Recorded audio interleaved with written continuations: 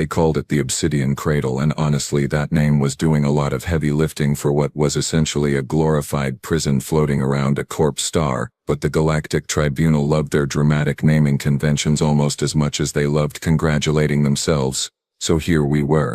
I am Ven, security officer, 3rd class, and on that particular rotation, I had the distinct displeasure of standing guard outside the most secure cell in known space, watching the human they called Captain Elena Kovac sit cross-legged on the floor like she was meditating at some peaceful retreat, instead of awaiting execution. The station hummed around us, a low-frequency vibration that most species found comforting. Humans apparently found it annoying. Elena had mentioned this exactly once, 3 days ago, with a smile that made my secondary spine itch. She had not complained since. Just sat there, breathing, waiting. The Tribunal Council had been celebrating for weeks.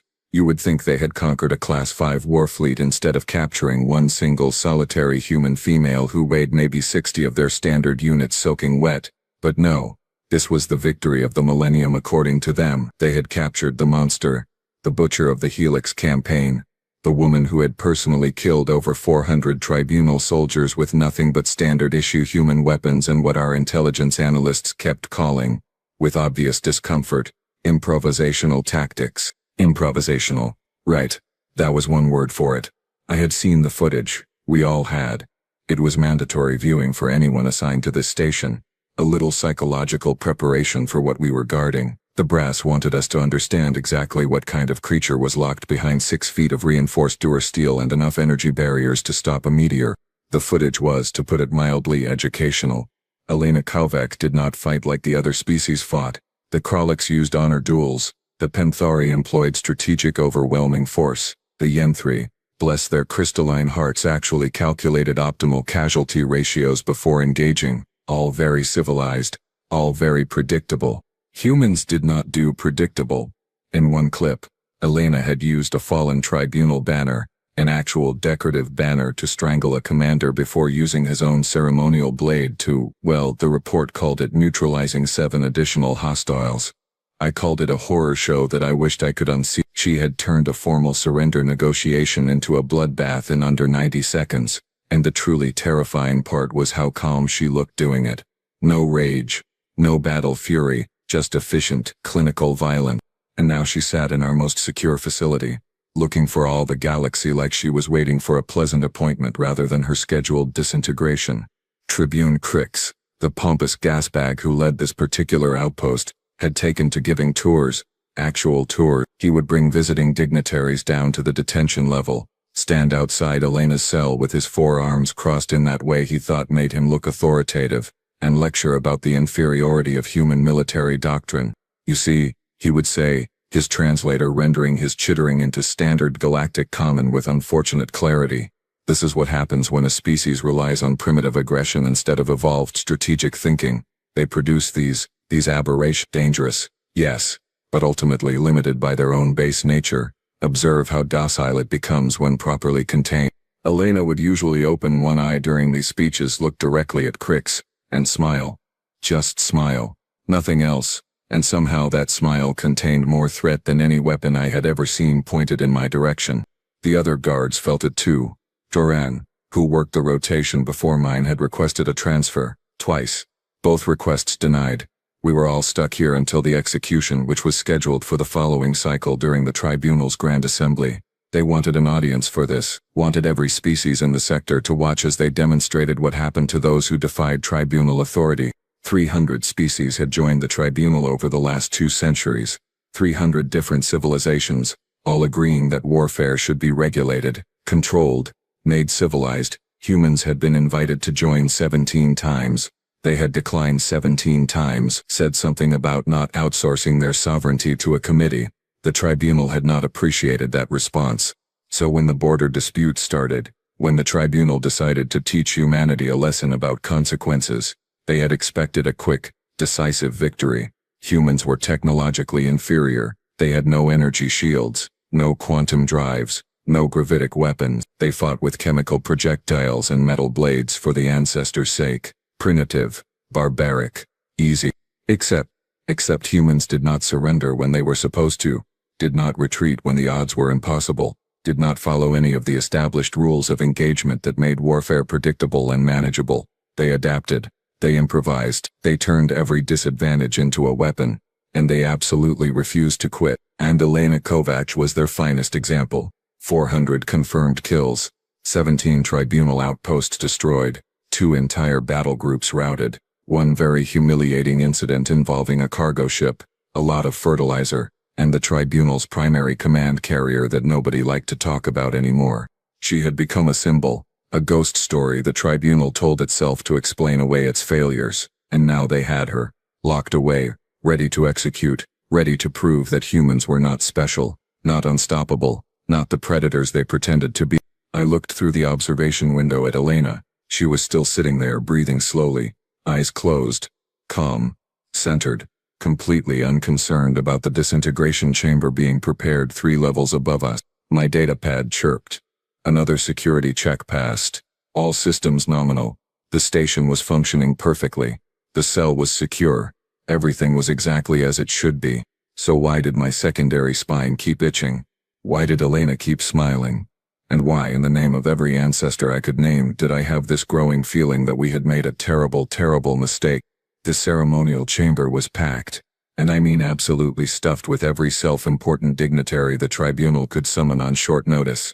Apparently executing a human war criminal was the social event of the season. Who knew mass murder could be so popular on the party circuit?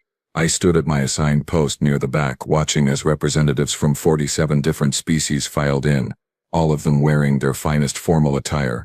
All of them buzzing with that special kind of excitement that comes from watching someone else die badly. The Kralix delegation had even brought recording equipment. Classy.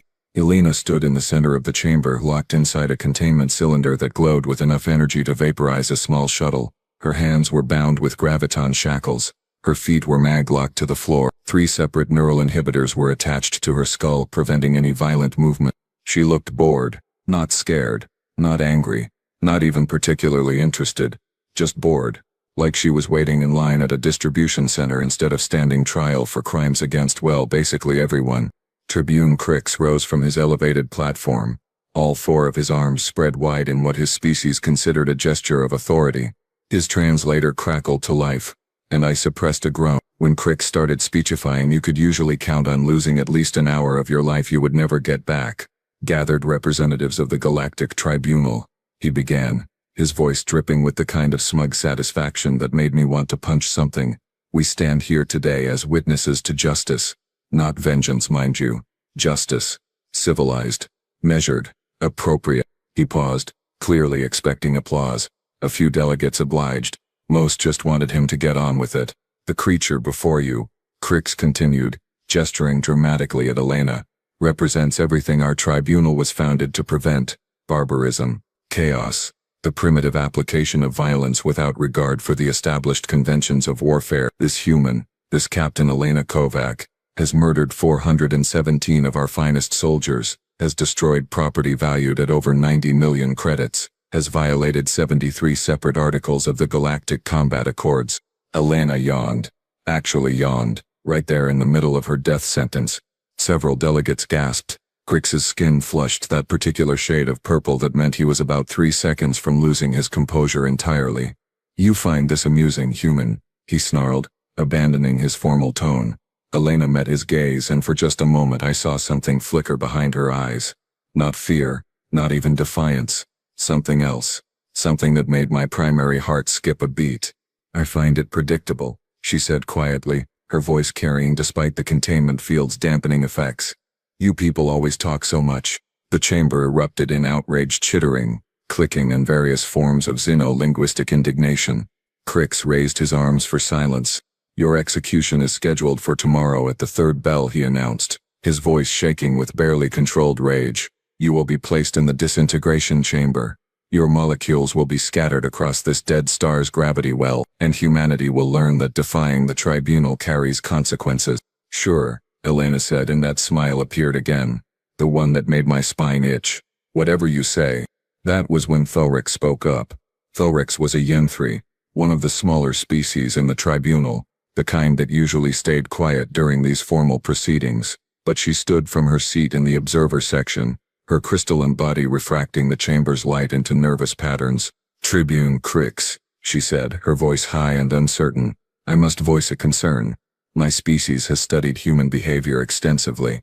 They do not accept defeat. They do not surrender, even when captured. Especially when captured, perhaps we should consider that this ease of capture might be intentional." The chamber went silent. You could have heard a molecule split. Crix stared at the Rix like she had just suggested they crown Elena as the new tribunal leader. "Intentional," he repeated slowly, his translator struggling to capture his contempt. "You believe this criminal allowed herself to be captured? For what possible purpose?" The Rix's light patterns flickered with anxiety. "I do not know. That is precisely what concerns me. Humans use deception. They use misdirection. They do not think like we think. I am simply suggesting that perhaps we should question why this was so easy."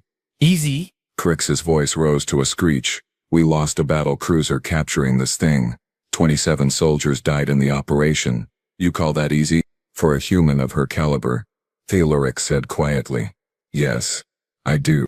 The chamber erupted again, this time with delegates shouting at the Rix, at each other, at Crix, at anyone who would listen.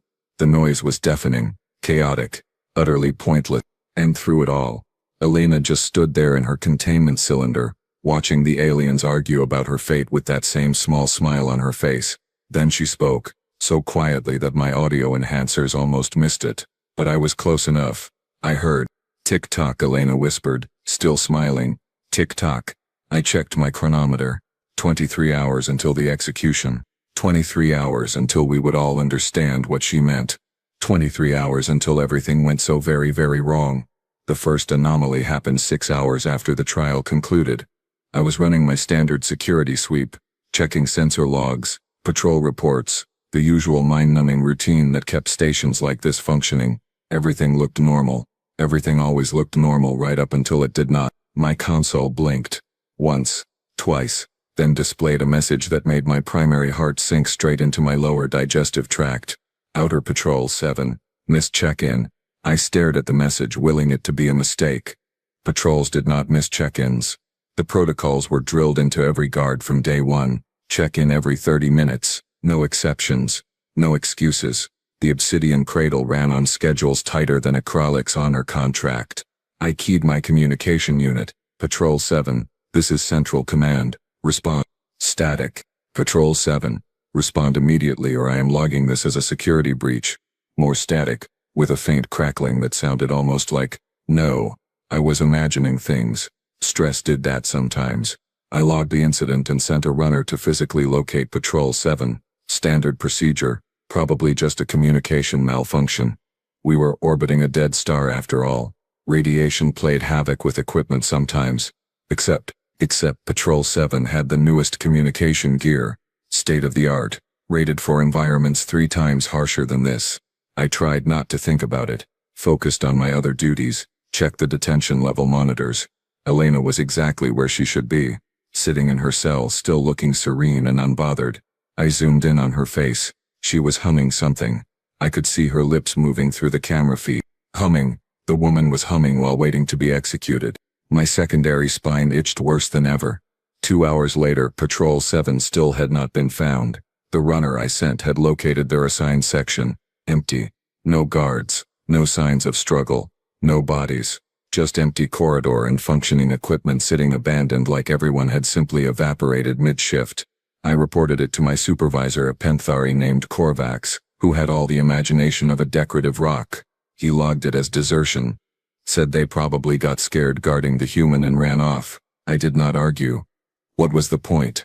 But I did not believe it either. 4 hours after that, we lost contact with the docking bay. One moment, normal operations. The next, total communication blackout. Every channel dead. Every backup system unresponsive. I grabbed Joran and 3 other guards and we headed down there physically. The walk took 15 minutes. 15 very long minutes where every shadow looked suspicious and every normal station noise sounded like potential danger. The docking bay was empty. Not abandoned. Empty. As in, 3 ships that had been there this morning were gone. Just gone. No launch clearances. No departure logs. No recorded activity whatsoever. The ships had simply ceased to exist in our database. "How?" Joran whispered, his voice translator barely functioning through his panic. "How does someone steal 3 ships without anyone noticing?" I did not have an answer. I was too busy staring at the launch bay doors, which showed no signs of having opened recently, which meant either our sensors were lying, which was impossible, or something was happening that I did not understand, which was terrifying. We found the bay personnel 20 minutes later, all 12 of them, locked in a storage closet, alive, unharmed, and absolutely useless. "What happened?" I demanded, pulling the shift supervisor out first. "I do not know," he stammered, his 3 eyes blinking in confusion. "We were running diagnostics. Then I woke up in the closet. All of us, no memory of anything in between." "Someone drugged you?" "I do not know. Maybe. Yes, probably." He was shaking now. "How long were we out?" 6 hours. His face went pale. Well, paler. His species did not have much color to begin with. I left 2 guards with the bay personnel and headed back to Central Command with Joran. My mind was racing through possibilities, each one worse than the last. This was not random. This was coordinated, professional. Someone was systematically compromising the station's security, and they were doing it so smoothly that half of us had not even noticed yet. Korvax was finally taking things seriously when we returned. He had called for a station-wide alert, demanding all personnel report to their duty stations immediately. The response was, shall we say, incomplete. We were missing 47 people, 47 guards, technicians and officers who should have been at their posts were simply gone. Some had missed check-ins, others had vanished mid-shift. A few had left notes saying they were going on break, and never returned. The station had over 300 personnel. Losing 47 should have caused immediate chaos, but it had happened so gradually, so quietly that nobody had connected the pattern until now. "How is this possible?" Korvax was saying, his voice high with stress. "We have sensors. We have cameras. We have tracking implants in every security badge. How are we losing people?" I did not answer. I was already pulling up the detention level feed. Alina was standing now, facing the camera directly, and she was smiling wider than I had ever seen. She raised one hand, still shackled, and waved at me, like she knew I was watching, like she knew exactly what was happening. "Korvax," I said quietly, my voice steady despite the ice spreading through my circulatory system. "We need to move up the execution. Now. Right now." "What? Why?" "Because whatever is happening," I said, unable to look away from Elena's smile. "She knows about it. She is expecting it. And if we wait until tomorrow, I do not think any of us are going to survive to see it." Korvax stared at me like I had suggested we surrender the station to a pack of space pirates. "Do not be ridiculous, Ven. She is locked in the most secure cell in the sector. She cannot possibly—" The lights went out. Every light, every console, every system in Central Command died simultaneously, plunging us into absolute darkness. Emergency power kicked in 3 seconds later, bathing everything in red emergency lighting, and in that red glow, I saw a message scrolling across every functioning screen in the room. 18 hours remaining. Not a system malfunction. A countdown. The security footage told a story that made my biology do things I did not know it could do. Things involving involuntary muscle spasms and several glands releasing fluids I would rather not discuss. Korvax had pulled the archived recordings going back 3 days. 3 entire days. And there they were, clear as a supernova, humans moving through our station like they owned the place. Not sneaking, not hiding, just walking, casually strolling through corridors wearing tribunal uniforms that fit well enough to pass a casual glance. They had been here, right here, among us, for 72 hours.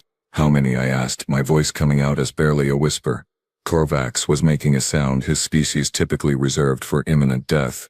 Sensors indicate at least 30, maybe more. They have been cycling through shifts, blending with actual personnel. We have been working alongside them and we did not even notice.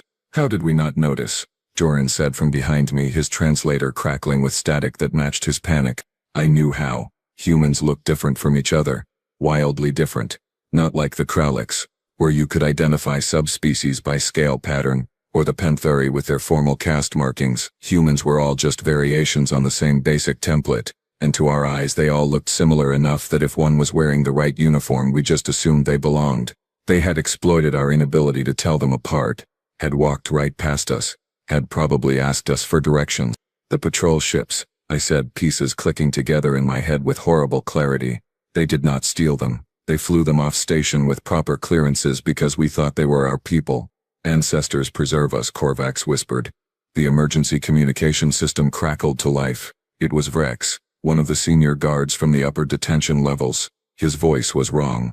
Too high, too fast. The kind of voice that came from watching something your brain could not properly process. Command. We have a situation on level 4. Requesting immediate backup. Repeat.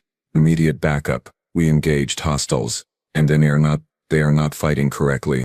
Clarify, Korvax snapped. They should be dead. We hit them. Multiple times. Center mass. But they are wearing some kind of armor under their uniforms. And they just keep coming and they do not follow the protocols.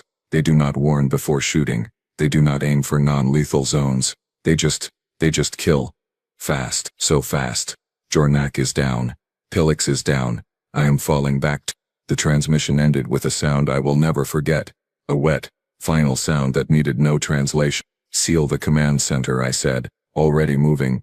Full lockdown. Right now. But Korvax was frozen, staring at the monitors showing level 4, where our camera feeds were dying one by one, each screen going black as something moved through the corridor, systematically destroying our surveillance.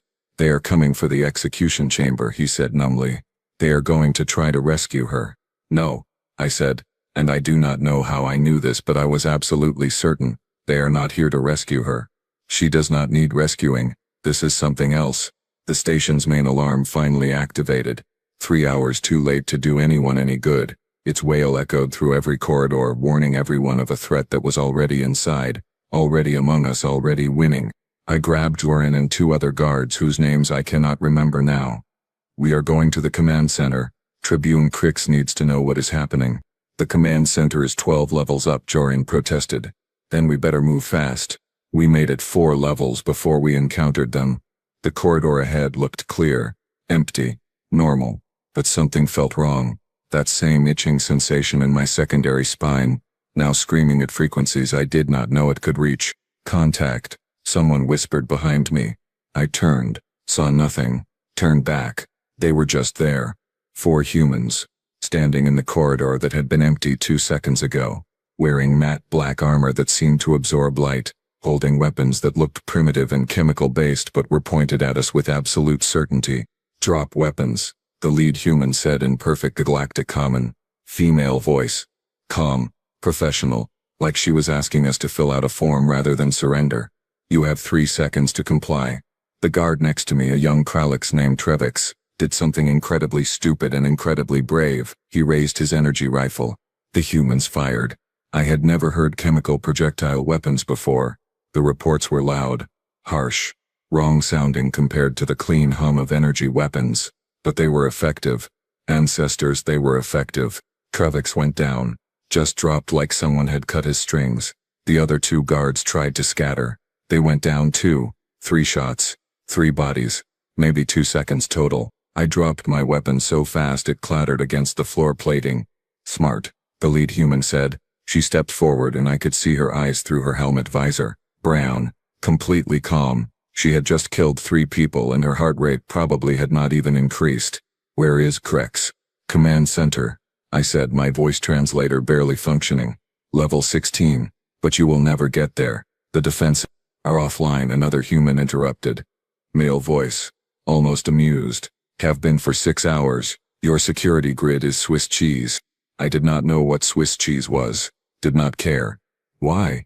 I asked. Why are you doing this? If you wanted her back, you could have just negotiated. The tribunal would have. The lead human laughed. Actually laughed. Negotiated. With you? Oh honey, we do not negotiate with people who take our family. And Elena? She is not here to be rescued. Then what? She is here as bait, the human said, and smiled in a way that made every survival instinct I possessed scream in unison. And you all bit down so hard. She gestured to her team. 2 of them moved forward, secured my hands with some kind of polymer restraint that felt stronger than our graviton shackles, and pushed me against the wall. Stay here, stay quiet. You will live through this, she said. Probably. Then they were gone. moving up the corridor toward the command center with a speed and coordination that spoke of endless training and absolute confidence. I stayed against that wall for what felt like hours but was probably only minutes, listening to the distant sounds of gunfire, of screams, of the station's automated defenses activating and then being destroyed, of everything we had built to contain one human being torn apart by dozens of them who had waltzed right through our front door. And the worst part, the part that kept playing through my mind on repeat, was Elena's smile. She had known they were coming, had probably coordinated the whole thing, had sat in that cell for weeks, calm and patient, waiting for her people to get into position. We had not captured her. She had let us think we had. And now we were going to pay for that mistake in ways I was only beginning to understand. I made it to the command center eventually. Not because I was brave, because the humans had cleared a path straight through the station's defenses like someone dragging a blade through soft tissue, and I just followed the trail of destruction. The doors were still sealed. Heavy blast doors rated to withstand a direct hit from a capital ship's main cannon. They had scorch marks on them. The humans had tried to breach them and failed. Small comfort. I used my override code. The doors groaned open. Inside was chaos. Tribune Crix stood in the center of the chamber, surrounded by the last 12 guards still combat capable. Every monitor showed the same nightmare. Humans moving through the station. Humans controlling our systems. Humans dismantling everything we had built to keep them out. Then, Crick said when he saw me, and his voice was different now, smaller, afraid. Tell me you have good news. We have lost levels 1 through 9, I said, because lying seemed pointless now. Estimated hostile count is between 30 and 40. They are trained, they are equipped, and they are not stopping. Then we use her, Crick said, and I watched him make the worst decision of his very short remaining life. Bring the human to the main chamber. Now, we will force them to negotiate. Tribune, I do not think. That was not a request then. Bring her. We will show these primitives what happens when they attack tribunal property. So we did. Because orders were orders, and because some part of me still believed that maybe Crix knew something I did not. Maybe he had a plan. Maybe this would work. We were so very wrong. Elena was still in her cell when we arrived. Still calm. Still smiling. The neural inhibitors were still active. The graviton shackles were still locked, but when the guards opened the containment field to move her, she walked out like she was leaving a hotel room rather than a maximum security cell. Hello, boys, she said pleasantly. Are we having our execution early? I am not really dressed for it. Nobody answered. We just moved her up to the main chamber where Crix had arranged a scene straight out of some ancient execution ritual. He had even found a ceremonial blade from the Kralix delegation. Big, heavy, sharp enough to cut through anything short of reinforced hull plating. Elena was placed in the center of the chamber. The blade was mounted on a mechanical release directly above her neck. One button press and it would fall. Fast final. Very dramatic. Attention human forces, Crix announced through the station-wide communication system, his voice regaining some of its earlier arrogance. You have 30 seconds to stand down and surrender, or your captain dies. I will personally activate the execution mechanism. You cannot reach this chamber in time. You cannot breach these doors. You have no options. Surrender now. Silence. Then the main view screen flickered to life. A human face appeared. Male. Maybe 40 of their years. Weathered. Hard. Eyes that had seen too much and regretted none of it. He wore the same matte black armor as the infiltration teams, but his had additional markings. Command insignia. This is Commander Marcus Webb of the Terran Forward Reconnaissance Division, the human said, his voice carrying that same professional calm that all humans seemed to possess right before they did something horrifying. Tribune Crix, was it? We need to talk about your little hostage situation. There is nothing to discuss, Crix snapped. Surrender or she dies. Webb smiled. It was not a nice smile. See, here is the thing. You seem to be operating under a fundamental misunderstanding. You think Elena is our objective. You think we are here to rescue her. You think if you threaten to kill her, we will back down. You have 20 seconds, Crix said, his hand moving toward the execution control. We are not here to rescue her, Webb continued, and something in his tone made my blood run cold. Elena volunteered for this assignment. She walked into your ambush deliberately. She let you capture her. She has been sitting in that cell for 3 weeks feeding you false intelligence while we mapped every system, every sensor, every weakness in this station. 15 seconds. And the best part, Webb said, still smiling, is that you actually think that cell was holding her. Cricks. Froze. What? The neural inhibitors. Webb said, been disabled since day 2.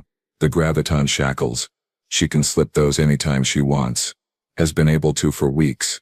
Your entire security apparatus was theater, and she was the only one who knew she was not really trapped. I looked at Elena. She was still standing there, head positioned perfectly under the falling blade, but she was not looking at Cricks. She was looking at the camera, at Webb, and she was grinning. 10 seconds, Cricks said, but his hand was shaking now. So go ahead, Webb said softly. Try to execute her. I dare you.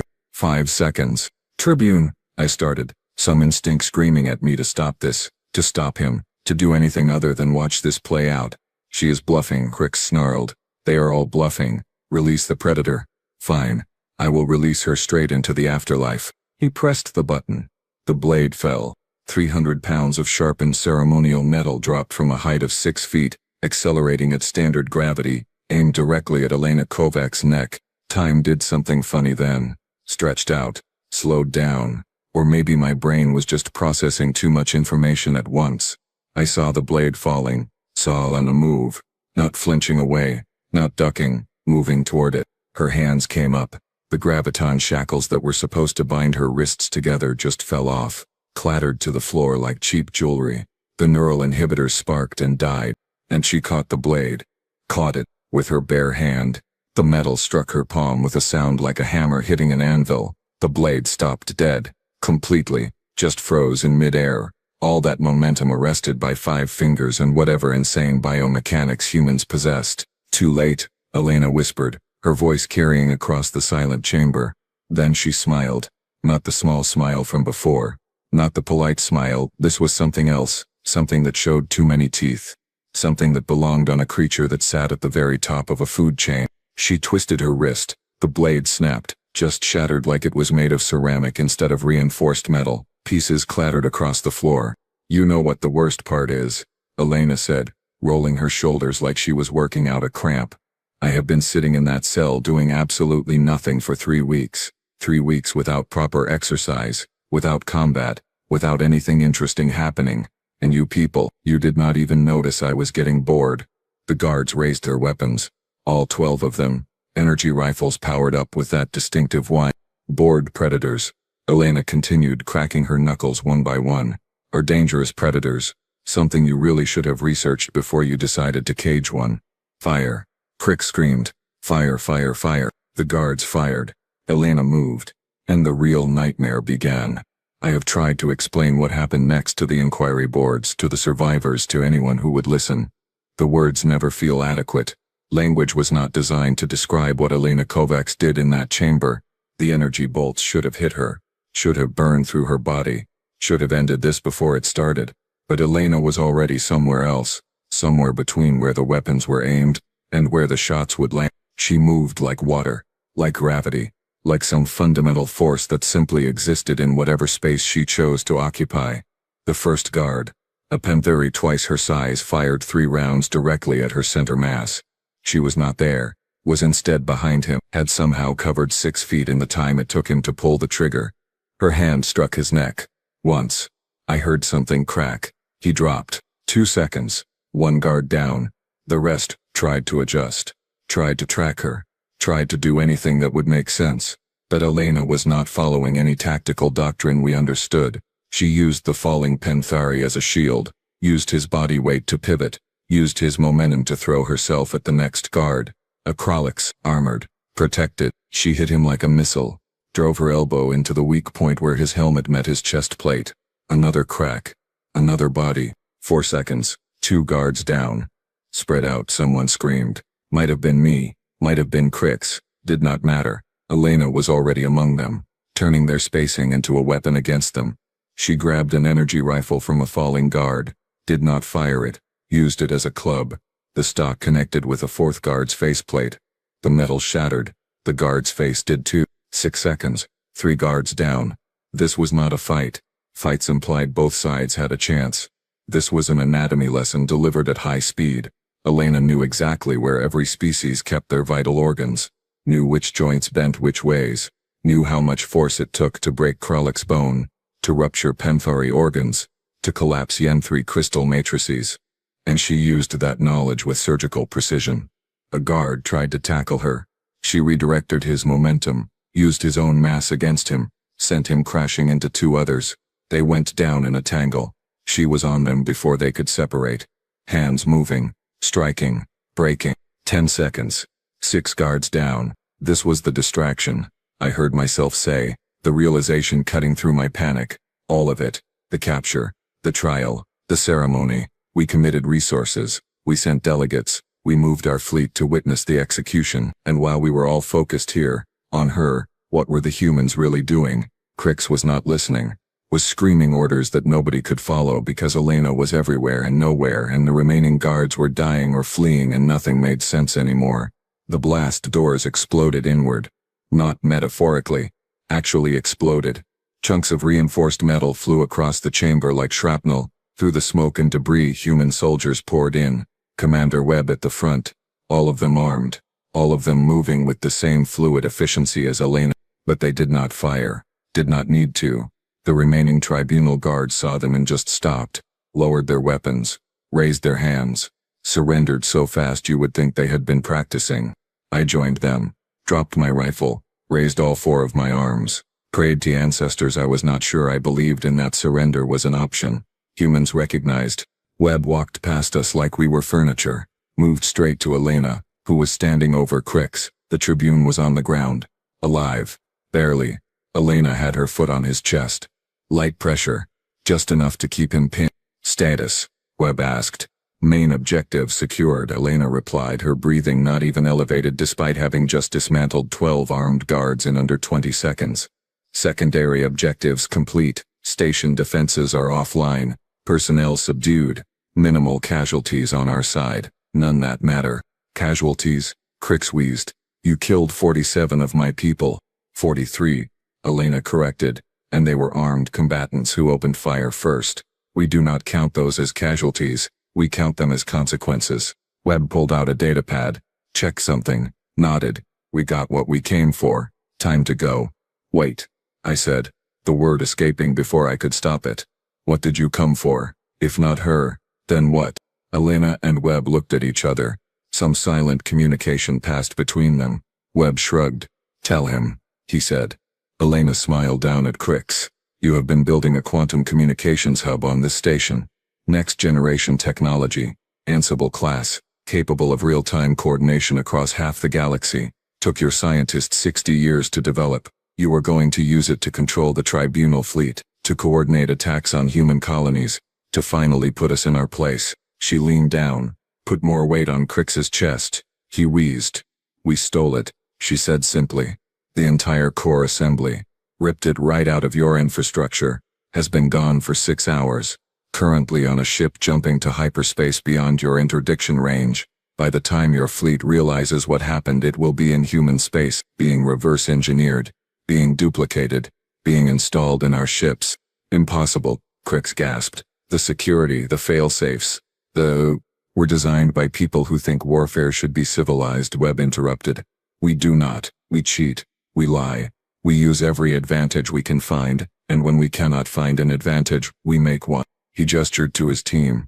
They started moving out. Efficient. Organized. Taking anything that looked valuable or useful. Smashing anything that looked important. Planting devices that blinked red and made my survival instincts scream. You will not make it off this station, Crix said, defiant to the end. My fleet will. Your fleet is being recalled, Elena said. Emergency distress signal we sent from your own command center. They think the station is having a reactor breach. They are going to jump in, try to evacuate survivors and find a very empty, very destroyed facility with no humans in sight. We will be gone. The Ansible will be gone. And you will be left to explain to the Tribunal Council how you lost the most valuable piece of technology in the sector because you were too busy trying to execute one human to notice 40 more taking everything else. She lifted her foot. Crix tried to stand. Could not. Just lay there, broken and humiliated. Then, Webb said, turning to me, you surrendered fast. Smart. You get to live. Tell your superiors exactly what happened here. Tell them that humans do not play by tribunal rules. Tell them that every time they try to teach us a lesson we will take something they value and make them regret it. And tell them, Elena added, walking toward the exit, that if they ever try to capture another human again, next time we will not be so polite. They left. Just walked out. Left us alive, left the station intact enough to survive. Left Crix breathing and me standing and enough witnesses to spread the story. Because that was the point. Not the Ansible, not the technology, not even the victory. The story. The fear. The understanding that humanity was not prey, was not primitive, was not containable. They were predators who had learned to smile while hunting, and we had just become their favorite cautionary tale. The tribunal fleet arrived 42 minutes after the humans left. 42 minutes. That was how close they came to actually mattering. How close they came to catching the humans who had just torn through our most secure facility like it was made of tissue paper and wishful thinking. I watched from the observation deck as the ships dropped out of hyperspace. Dozens of them, carriers, battle cruisers, destroyers, the entire sector fleet responding to the emergency distress signal that the humans had sent using our own systems with our own codes. They were prepared for a reactor breach, for survivors trapped in failing compartments, for a heroic rescue operation that would let them feel competent and necessary. What they found was a ghost station full of humiliated guards and one very traumatized security officer who was going to have to explain all of this to people who really were not going to want to hear it.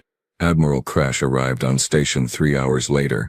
He was Kralex, old, decorated, had fought in 7 major campaigns and won them all using textbook tribunal tactics.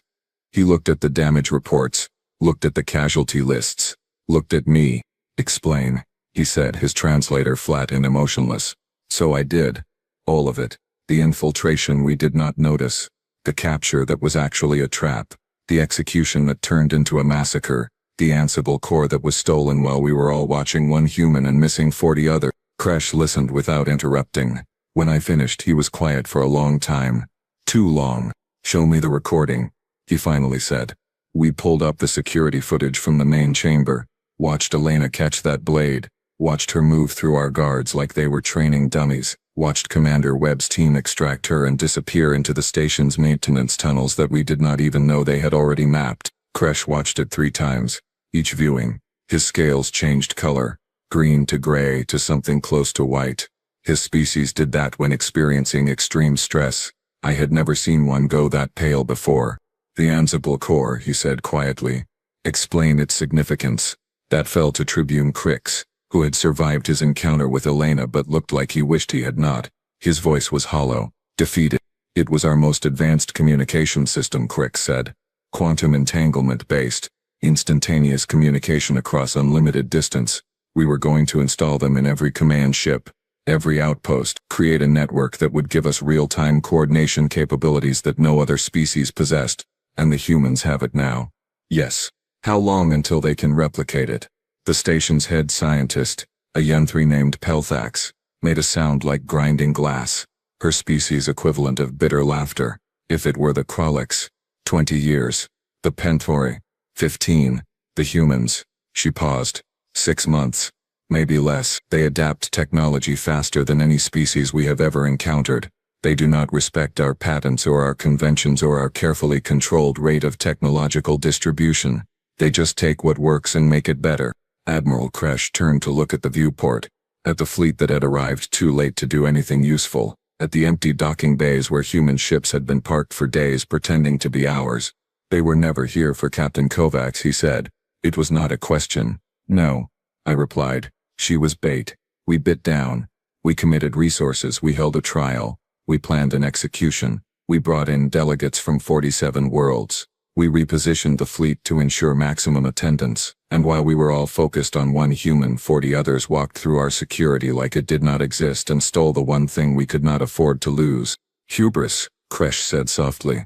We thought we had captured their predator. We thought we had proven our superiority. We thought wrong. That was when the message came through. Every screen on the station activated simultaneously. Every communication channel, every display surface, all of them showing the same thing. Elena Kovac's face. She was on a ship now. Human ship. You could see the interior behind her. Clean. Efficient. Nothing like the ornate tribunal vessels with their decorative panels and status displays. This was a warship. Purpose-built. Function.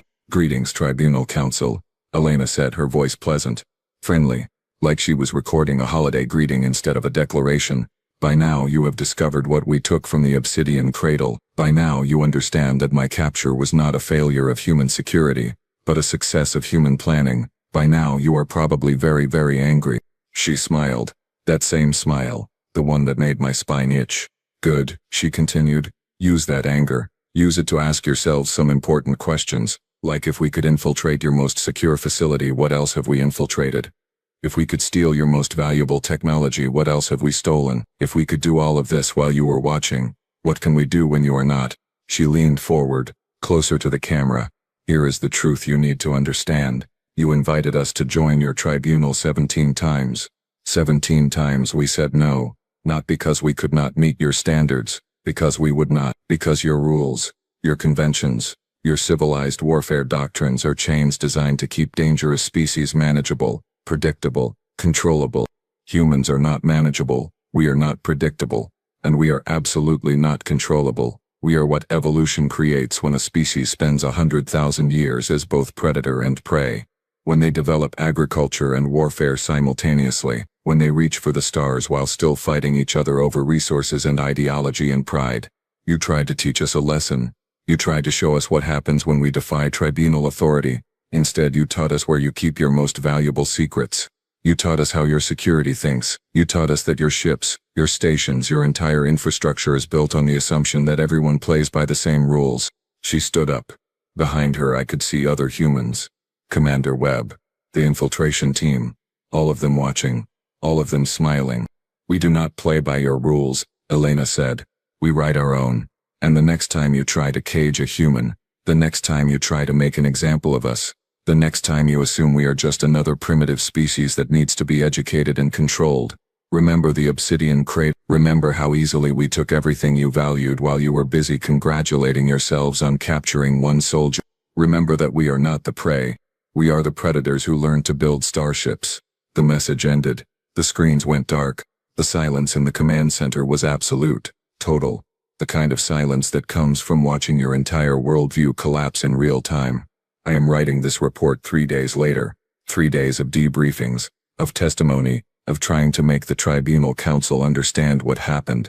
They do not want to understand, want to classify this as an isolated incident, want to believe that better security protocols would have prevented it.